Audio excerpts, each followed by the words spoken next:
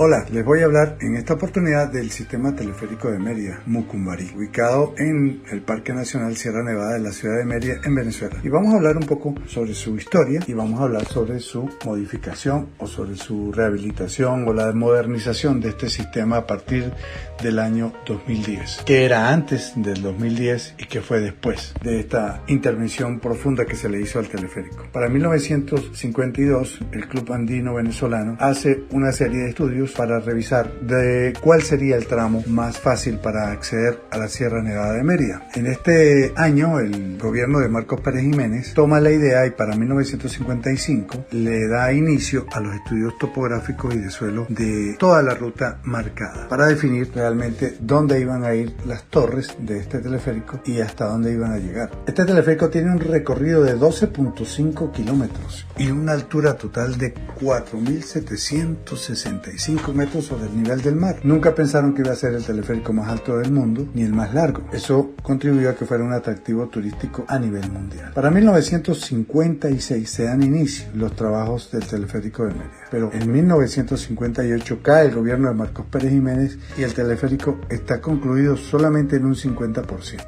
La llegada del gobierno de Rómulo Betancourt se culmina el teleférico en su totalidad, aunque se hizo de verdad un resumen del proyecto original que tenía hoteles, tenía pistas de patinaje en Pico Espejo y esto sencillamente se resumió a estaciones de transición entre un tramo y otro. Ahora revisemos las estaciones, cuántas estaciones son 5 que hemos hablado y vamos a ver, arrancando con la estación Barinitas que está ubicada a 1577 metros sobre el nivel del mar. Esta va hasta la estación La Montaña que se encuentra a 2436 metros. De La Montaña a La Guada con 3452 metros. De La Guada a Loma Redonda con 4045 metros. A Pico Espejo con 4765 metros. En los primeros 3 tramos existen 4 torres entre los tramos para un total de 12 torres. Se elimina una torre por tramo y nos quedan 9 torres. Esto permitió que la construcción de estas torres fueran mucho más altas, el doble de lo anterior. Como dato curioso tenemos que la primera torre en el primer tramo, la segunda torre más alta del país. Y en teleféricos es la más alta. Bueno, entonces seguimos. Tenemos que entonces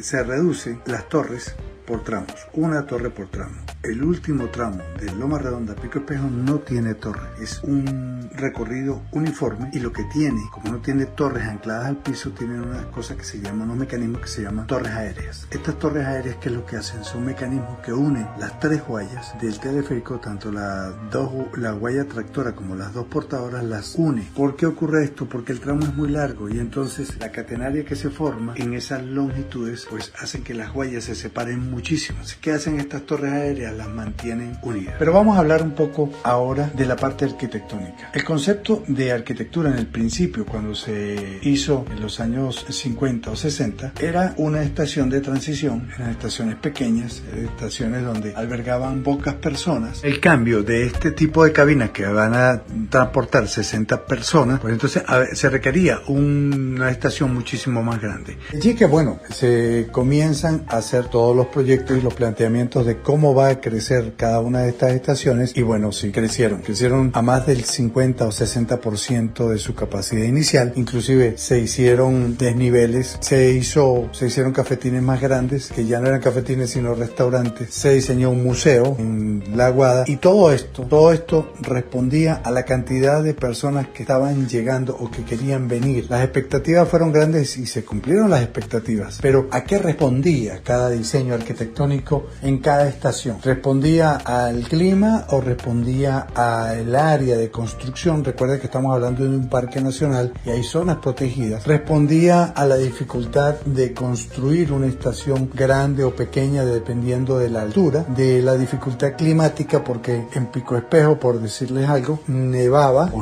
llueve, hace vientos de 80, 90 kilómetros por hora y bueno, era difícil. ¿Cuál era la forma constructiva que teníamos que nosotros implementar para que esto fuera seguro, pues ya por los estándares de seguridad que se manejan a nivel mundial, no se podía hacer una estación que no cumpliera con todos los estándares para que la gente estuviera no solamente segura, sino cómoda. Comenzamos a describir, por decir algo, la estación Barinitas, una estación que creció el triple de lo que era antes.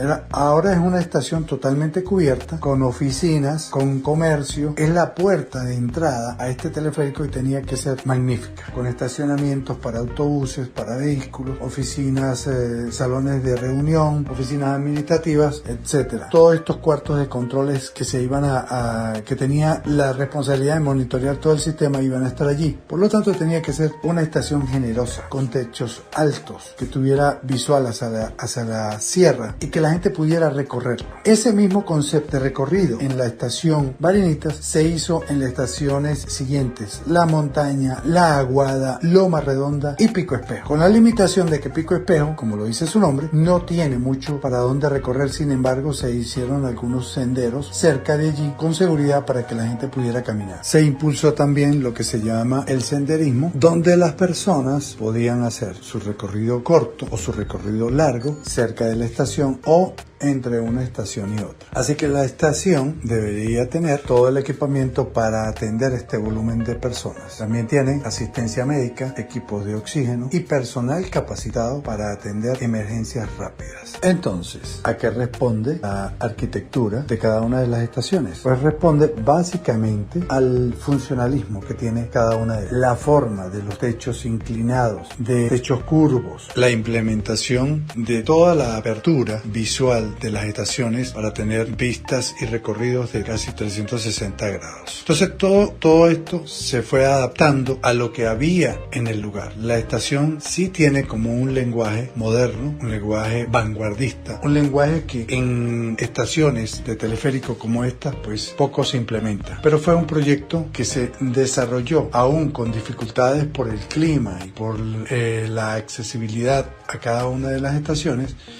Se fue desarrollando poco a poco, pero se fue haciendo muy bien, con materiales que pudieran resistir los embates del clima y sobre todo el tiempo. Creo que es un proyecto que va a durar vigente unos 30 años. Luego de eso pues habrá que hacer las revisiones pertinentes, pero que se puede mantener por el uso de materiales buenos, materiales que van a perdurar en el tiempo. Y el diseño, pues creo que es un diseño que poco se ha visto y poco se verá en arquitectura o en diseños futuros, porque como lo pueden observar en alguna de las fotos que voy a poner en este podcast, es una arquitectura que va hacia la naturaleza, va a revisar, va a ver. Es una arquitectura que con estas ventanas panorámicas lo que te permiten es ver el espectáculo. Lo importante en este proyecto para mí es que no importa cómo sea la estación, lo que importa es qué ofrece la estación, porque el espectáculo está afuera, está en la naturaleza, está en lo que vas a observar. Tú no vas a ir a ver un edificio, tú vas a ver la naturaleza a más de 4.000 metros de altura. Entonces la arquitectura, aunque es una arquitectura moderna, pues no es lo que realmente tú quieres ir a ver. Sin embargo, te satisface de que se hizo una muy buena